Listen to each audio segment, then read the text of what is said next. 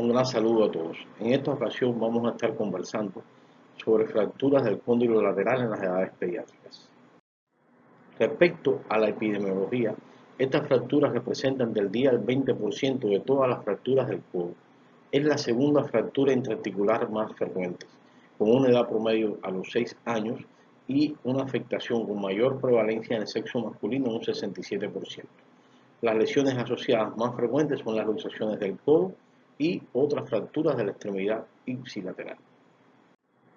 Al hacer una búsqueda en la base de datos PubMed, observamos cómo el número de artículos del año 2014 al 2023 se ha incrementado exponencialmente, lo cual evidencia el gran interés científico que existe sobre esta entidad traumática.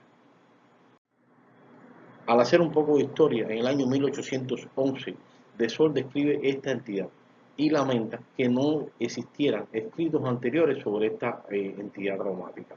No es hasta el año 1900 que Stinson describe en su libro esta entidad de forma detallada.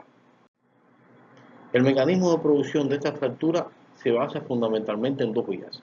Uno es el indirecto, que es el más frecuente de todos, y se produce por una caída con el codo en extensión, en el cual ocurre una fuerza en varo asociada y provoca avulsión del cóndilo lateral. Y el otro traumatismo directo es el trauma sobre la cara posterior del codo, que provoca un desplazamiento del cóndilo de posterior a anterior, y esto ocurre con el codo en flexión. El diagnóstico positivo de esta entidad se basa en los antecedentes, específicamente el mecanismo de producción que describimos con anterioridad. El cuadro clínico se trata de un paciente, por lo general, de 5 a 10 años de edad, que acude a los servicios de urgencia con dolor en el codo e incapacidad para su movimiento, sujetando la mano enferma con la mano sana. A la inspección podemos observar deformidad del codo con un ligero valgo, a la palpación, dolor, crepitación, limitación de la pronosupinación, y es importante en todos estos pacientes realizar un examen vascular y nervioso minucioso, así como el examen ipsilateral en busca de lesiones asociadas, además de un examen físico general, ya que se trata de un paciente que ha recibido un traumatismo y es probable que pudiera tener otras lesiones.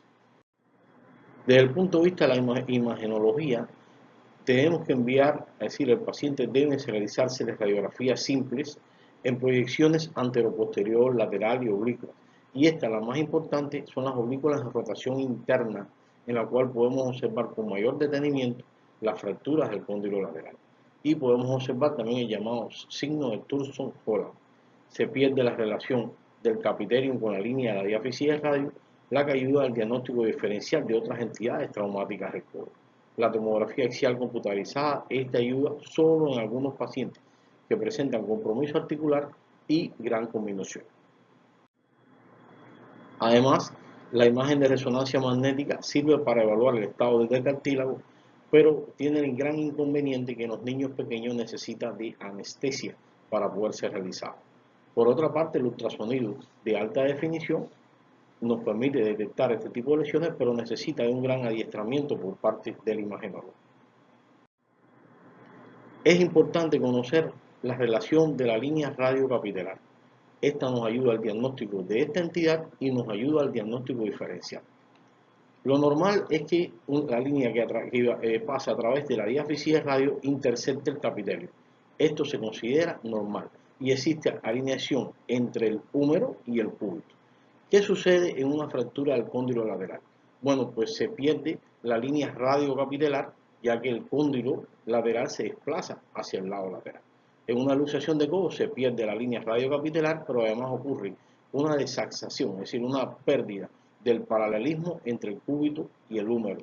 Y en caso de desplazamiento de la epífisis humeral distal, se conserva la línea radiocapitelar, pero también ocurre una desaxación, es decir, una pérdida del paralelismo entre el cúbito y el húmero. Existen un gran número de clasificaciones relacionadas con las fracturas del cóndilo lateral en el niño. Entre ellas tenemos la propuesta por Mitch, en la cual es una fractura lateral, el tipo 1, que pasa a través del capitelio y son por lo general fracturas estables. Las fracturas tipo 2 salen de la trópea o medialmente a esta y se acompaña de desplazamiento lateral del cúbito y radio, así como en algunas ocasiones de inestabilidad del codo. Recordemos que esta es una fractura que se asocia en mayor frecuencia a una luxación del codo. Aquí observamos la clasificación de Mitch, el tipo 1 y el tipo 2. Otra clasificación, la más usada desde mi punto de vista, es la de Jacob. Esta es una clasificación muy práctica, muy fácil de aprender. El tipo 1 es una fractura incompleta no desplazada que no llega a la superficie articular. El tipo 2 es una fractura completa que se extiende a la superficie articular. El capitelium puede estar desplazado, pero no rotado. El tipo 3 sí es una fractura que está con desplazamiento y rotación y hay pérdida de las relaciones anatómicas entre el capitelium y el radio proximal. Es decir, que aquí se afecta la línea radiocapitelar. Aquí tenemos una representación gráfica de la clasificación de Jacob. Tipo 1, como recordemos, no llega a la superficie articular.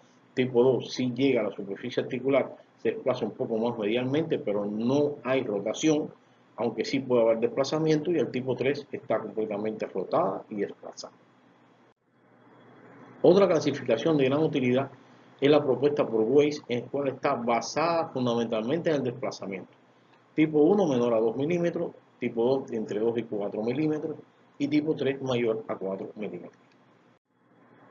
Aquí podemos apreciar una representación gráfica de esta clasificación, tipo 1, tipo 2 y tipo 4.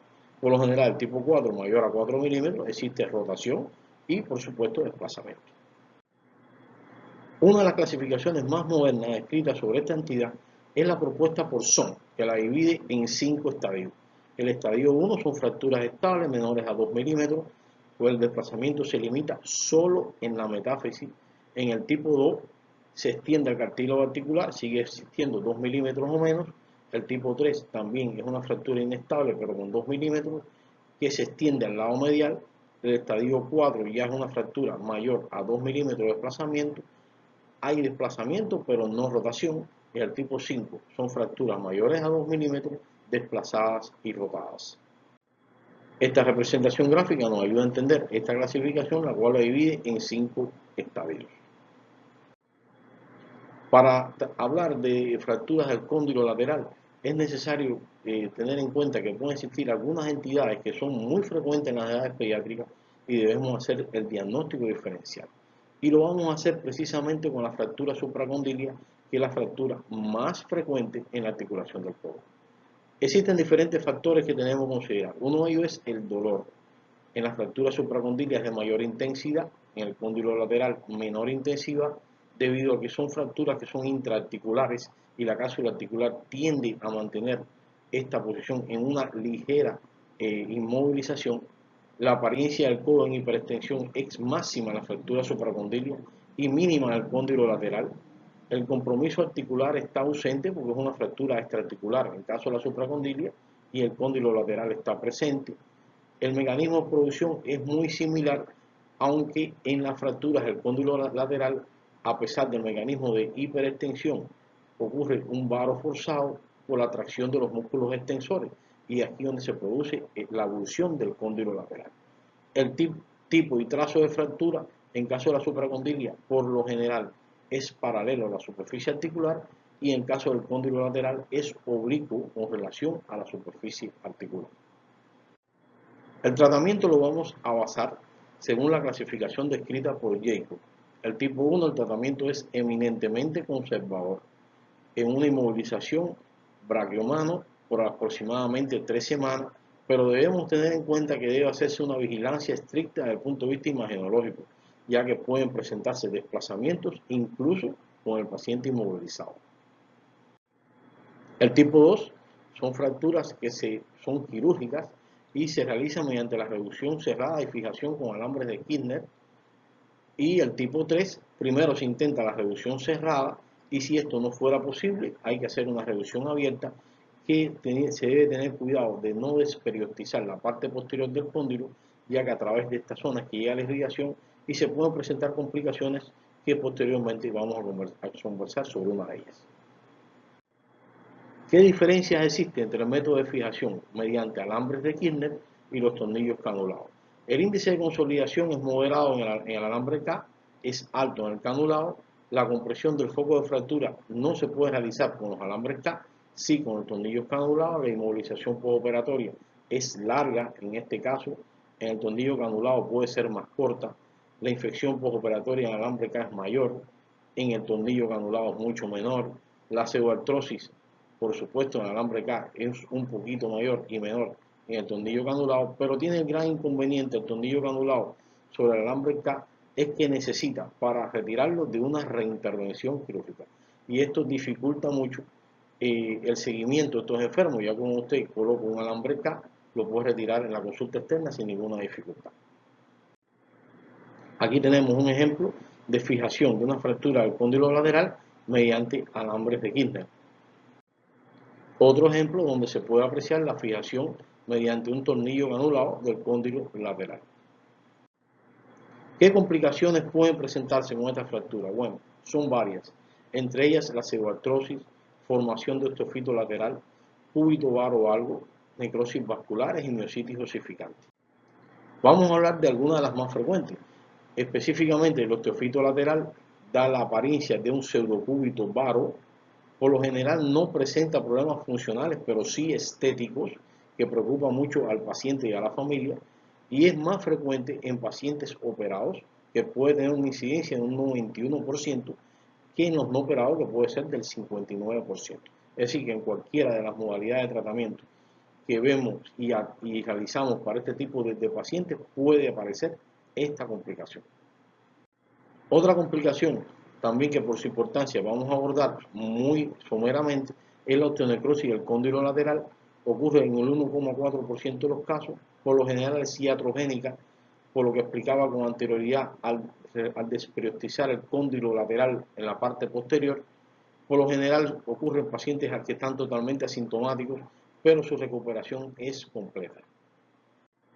Estas son algunas de las referencias bibliográficas que hemos utilizado. Aquí contamos con otras referencias, a las cuales nos hemos apoyado para la revisión y le agradecemos mucho que nos hayan atendido y los esperamos en las próximas presentaciones. Un saludo a todos.